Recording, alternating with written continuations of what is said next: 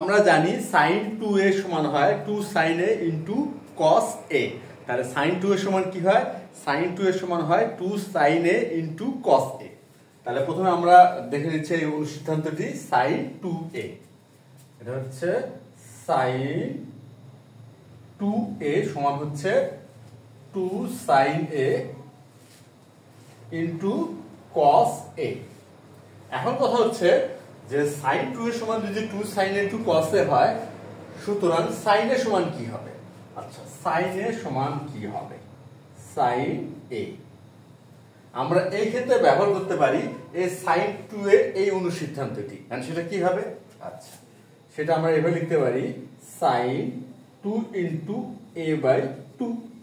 আমরা কিন্তু এভাবে লিখতেই পারি যে sin a sin 2 into a by 2। অর্থাৎ আমরা sin এই থাকলো, আমরা কিন্তু মানে পরিবর্তন করলাম না, ফরম্যাটটা আনলাম ঠিকই, কিন্তু মানে পরিবর্তন করলাম না।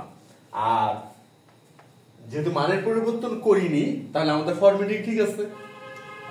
এখন আমরা কিন্তু এই ক্ষেত্রে sin 2 এ এই ফরম্যাটটি এখানে বা এই অনুসিদ্ধান্তটি এখানে ব্যবহার করতে পারি sin 2a অর্থাৎ 2 sin into cos a। সুতরাং এই ক্ষেত্রে হবে 2 sin a by 2 into cos a by 2। অর্থাৎ sin a সমান সমান কি হচ্ছে? 2 sin a by 2 into cos a by 2। তাহলে sin z সমান কি হবে? খুবই সহজ, 2 sin z by 2 into cos z by 2। আচ্ছা, তাহলে এখানে আমরা এখন এটা লিখে রাখবো sin z সমান হচ্ছে 2 sin z by 2 into cos z by 2। এটা আমরা পেলাম হচ্ছে sin 2 এর এই অনুসিদ্ধান্তটি ব্যবহার করে এটা আমরা দাঁড় করাইলাম। এখন আমরা দেখব cos 2a এই অনুসিদ্ধান্তটি, cos 2a। আচ্ছা, cos 2a সমান কি হয়? cos 2a cos 2a সমান হয় cos square a minus sin square a। আচ্ছা, cos square a minus sin square a। এখন আমরা চাইলে কিন্তু এই sin square a K cos square a তে কনভার্ট করতে পারি, কেননা আমরা জানি sin স্কয়ার a সমান সমান কি হয়? 1 মাইনাস cos স্কয়ার a। আচ্ছা, তাহলে আমরা এটা ব্যবহার করি। এখন cos স্কয়ার a তো ঠিকই থাকবে, মাইনাস 1 ফার্স্ট ব্র্যাকেট ব্যবহার করলাম মাইনাস cos স্কয়ার a। এখন যদি আমরা ফার্স্ট ব্র্যাকেটটা বাদ দিয়ে ফেলি, মানে বাদ দিলাম, ব্যবহার করলাম না, সেই ক্ষেত্রে কি হবে? সেই ক্ষেত্রে এই যে মাইনাস সাইনটা প্লাস করে দিতাম। আচ্ছা, আমরা প্লাস করে দিলাম। এখন হবে হচ্ছে 2 cos স্কয়ার a মাইনাস 1। তাহলে কি হচ্ছে? 2 cos স্কয়ার a মাইনাস 1। তাহলে অতএব 1 প্লাস cos 2a সমান সমান হচ্ছে 2 cos স্কয়ার a। আমরা cos 2 এর এই অনুসিদ্ধান্ত থেকে আরেকটি ধারণা আমরা দাঁড় করালাম, 1 প্লাস cos 2 এর সমান সমান হচ্ছে 2 cos স্কয়ার a। এখন কথা হচ্ছে যদি এমন হয় 1 প্লাস cos a, তাহলে কি হবে? 1 প্লাস cos 2 এর সমান যদি 2 cos স্কয়ার a হয়, সেই ক্ষেত্রে 1 প্লাস cos এর সমান কি হবে? আমরা এই cos a কে cos 2 এর ফরম্যাটে নিয়ে যাই।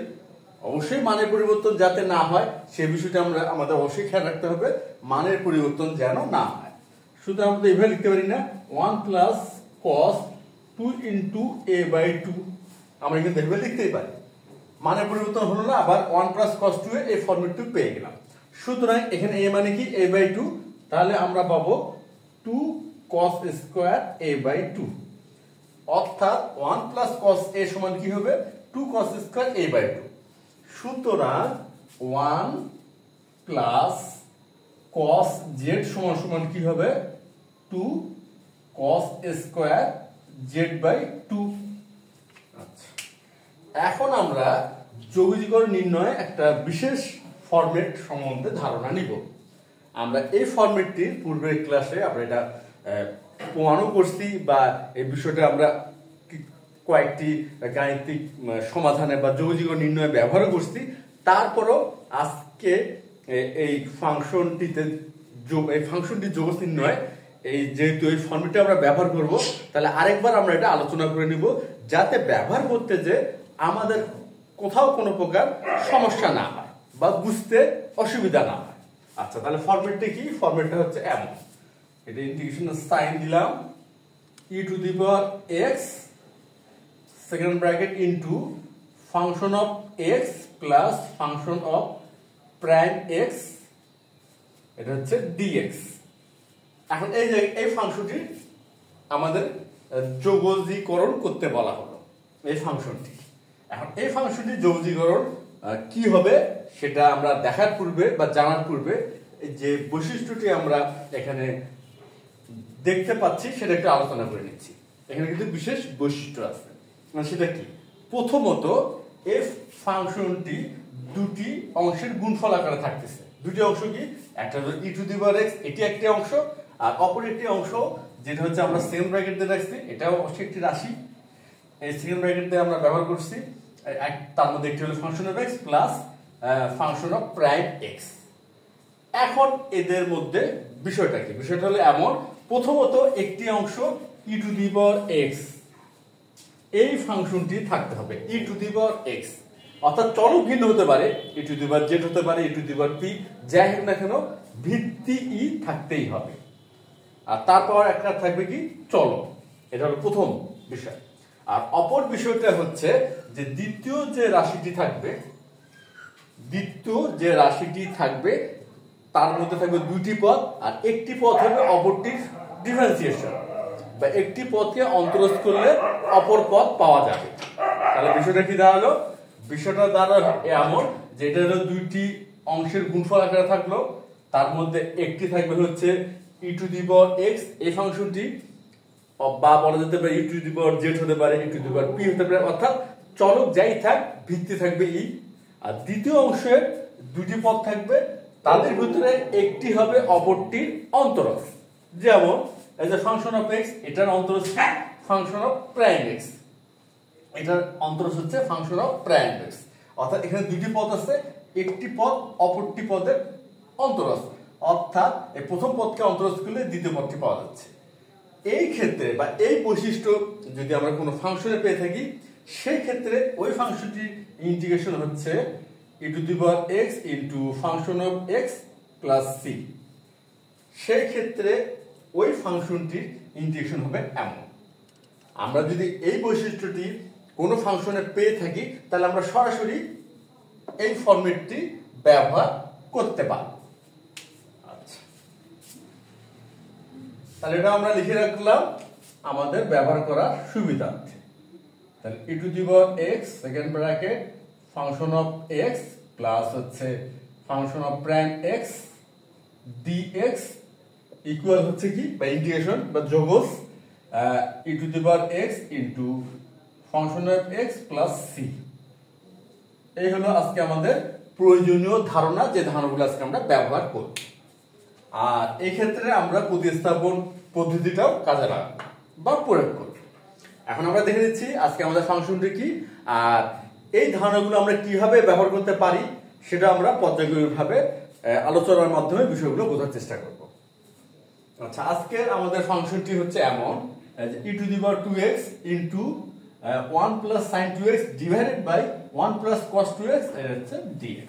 আচ্ছা, প্রথমে আমরা কি করব? প্রথমে আমরা ফাংশনটি লিখে নেব, তারপরে প্রতিস্থাপন পদ্ধতি প্রয়োগের মাধ্যমে আর এই যে ধারণাগুলো বা এই ফরম্যাটগুলো বা এই অনুসিদ্ধান্ত ফরম্যাট সূত্র যাই বলে না কেন, এগুলো ব্যবহার করার মাধ্যমে আজকের এই ফাংশনটি আমরা যোগজ নির্ণয় করব। তাহলে এখন আমরা শুরু করতে পারি সমাধান।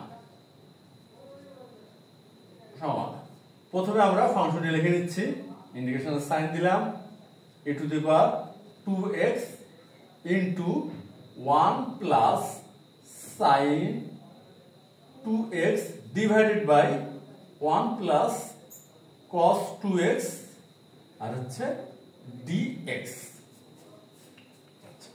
এখন আমরা প্রতিস্থাপন পদ্ধতি ব্যবহার করব, আর এই ক্ষেত্রে এই 2x কে আমরা প্রতিস্থাপিত করব, 2x কে প্রতিস্থাপিত করব z দ্বারা। তাহলে মনে করি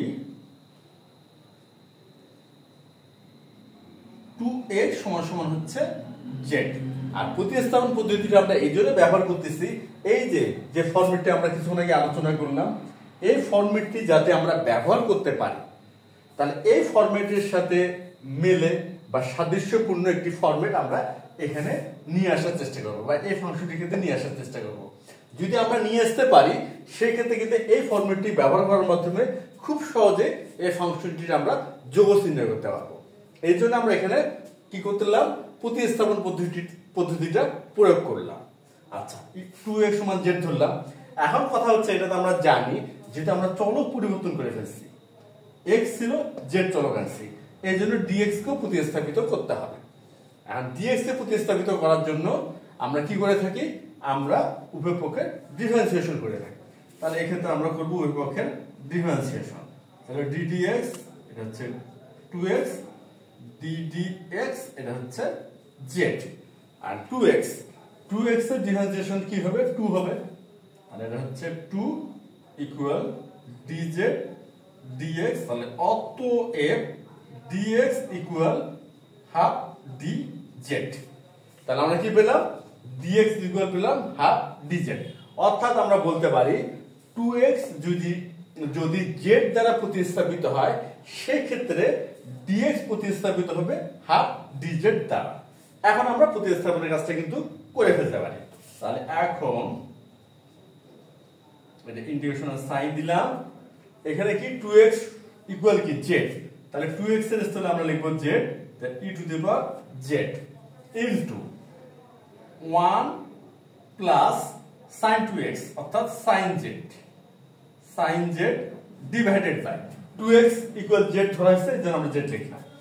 1 প্লাস cos, এখানে cos 2x হবে, অঙ্কটা লিখতে ভুলেছে, আমাদের প্রশ্ন ঠিকই ছিল 2x, এখানেও 2x হবে।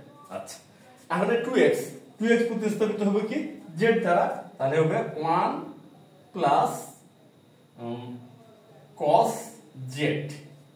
আচ্ছা, আর dx প্রতিস্থাপিত হবে হাফ ইনটু dz দ্বারা, তাহলে এখানে ইনটু হলো হাফ dz। আচ্ছা, হাফ যেহেতু ধুলো, আমরা অনায়াসে এটা ইন্টিগ্রেশন সাইনের বাম দিকে লিখতে পারবো।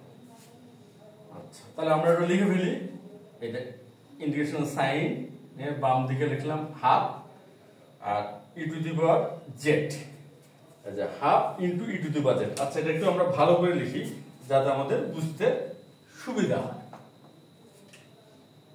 ইকুয়াল হচ্ছে 1/2 integration sign E to the power Z into, এখন 1ই থাকলো, কোনো সমস্যা নাই, আর সাইন জেড খেয়াল করি, এই যে সাইন জেড সমান কি, এই যে এটা সাইন জেড সমান আমরা লিখতে পারবো 2 sin z/2 into cos z/2।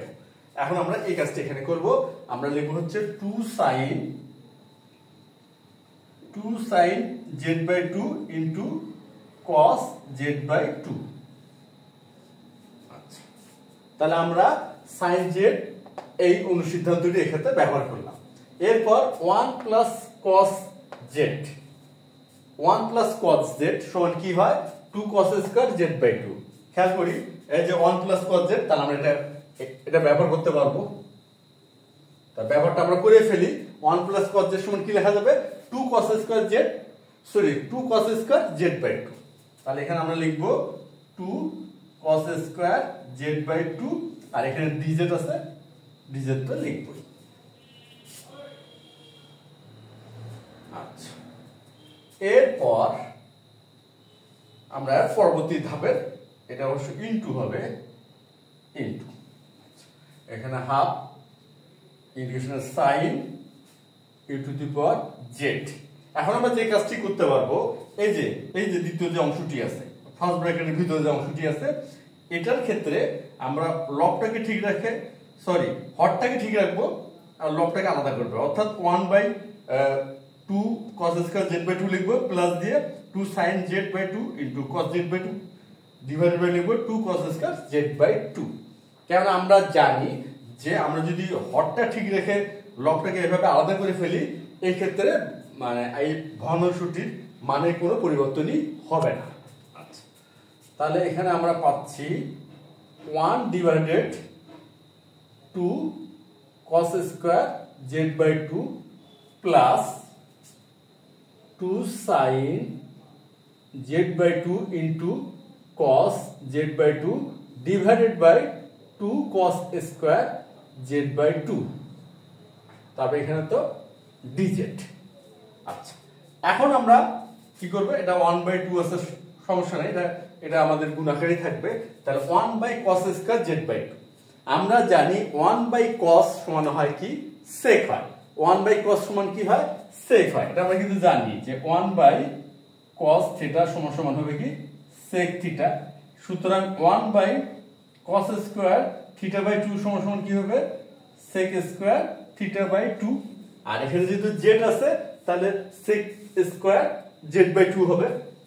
আচ্ছা, তাহলে এখানে আমাদের হচ্ছে 1/2 ইনটু হচ্ছে e⁻z ফার্স্ট ব্র্যাকেট, তাহলে হবে sec স্কয়ার z/2 আর ডিভাইডেড বাই a2 প্লাস। আচ্ছা, এখন এই যে 2 আর 2 দ্বিতীয় এই অংশ প্লাসের পরের অংশটি দেখি, 2 আর 2 2 কে 2 দিয়ে ভাগ করলে কি হবে, 1 হবে। আর এখানে এই যে cos z/2 আর এখানে cos স্কয়ার z/2, তাহলে কি হবে, এটা আমরা ভাগ করতে পারবো। আচ্ছা, আমরা এই ক্যালকুলেশনটা আলাদাভাবে একটু করি, বোঝার সুবিধার জন্য আমরা ক্যালকুলেশনটা কি করব, একটু আলাদাভাবে করে নিচ্ছি। 2 sin z/2 ইনটু হচ্ছে cos z/2 divided by 2 cos square z/2 equal কি হবে, এই 2 কে 2 দিয়ে ভাগ করলে কি হবে, 1 হবে। তাহলে 1 হয়ে গেল। আর এই যে cos z/2 আর cos স্কয়ার z/2 এটা ভাগ করলে কি হবে, cos z/2। অর্থাৎ এখানে আমরা পাবো sin z/2 divided by cos z/2 equal হবে tan z/2। অর্থাৎ আমরা এখান থেকে পেলাম কি, tan z/2 first bracket close করলাম dz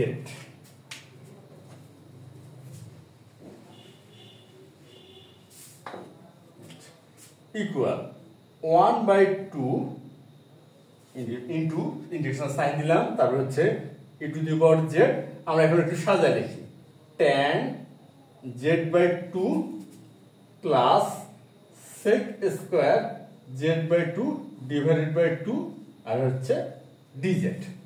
এখন আমাদের এই ফরম্যাটটি খেয়াল করি, আমাদের যে বিশেষ যে আমরা ফরম্যাটটি এই সমাধানটা করার শুরুতেই আলোচনা করছি, ওই ফরম্যাটের সাথে এখন আমাদের ফাংশনটির যে ফরম্যাটটা দাঁড়াইছে সেটার মিল আছে কিনা, মানে অর্থাৎ এই ফরম্যাটের বৈশিষ্ট্যের সাথে এটার মিল আছে কিনা।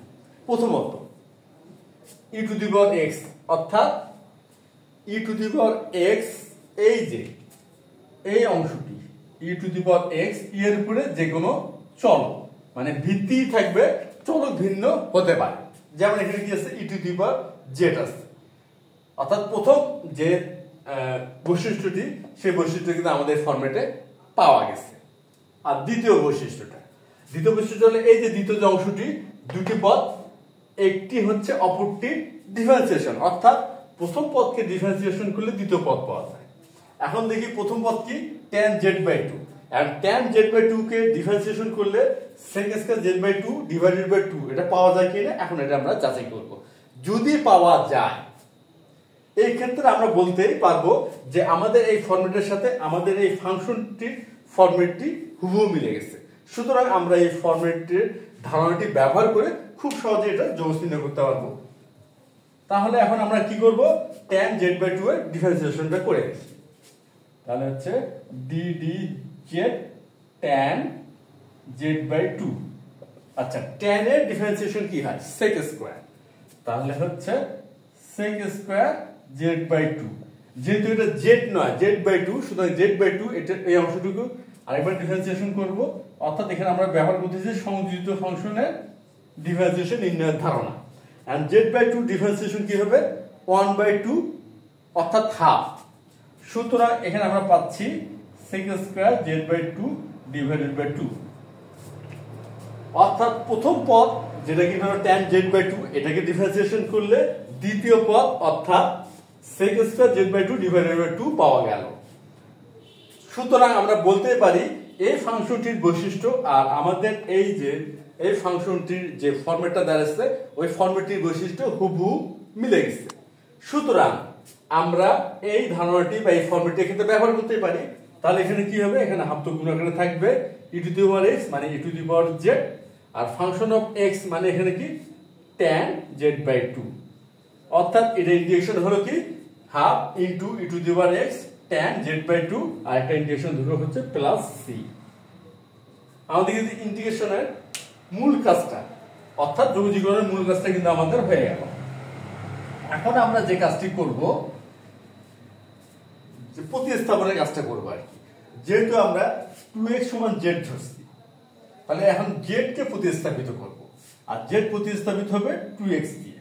আচ্ছা, তাহলে এখানে হচ্ছে কি 1/2 e as a z, z এর স্থলে 2x, তাহলে ইনটু, আচ্ছা 2টা একটু ভালো করে লিখি বোঝার সুবিধার জন্য, 2x, আর এখানে tan z এর স্থলে 2x divided by 2 plus c।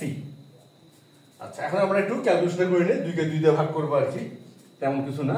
তাহলে 1/2 e to the power 2x tan into tan x plus c। আমাদের যোগটা কিন্তু আমরা অবশ্যই নির্ণয় করতে পারলাম। তাহলে এখন বলা যেতেই পারে যে আমরা যে ফরম্যাটগুলো ব্যবহার করে এটার যোগটা নির্ণয় করলাম, এটা আশা করি তোমরা সবাই বুঝতে পারছো। তাহলে আজ এ পর্যন্তই, ধন্যবাদ তোমাদের সবাইকে।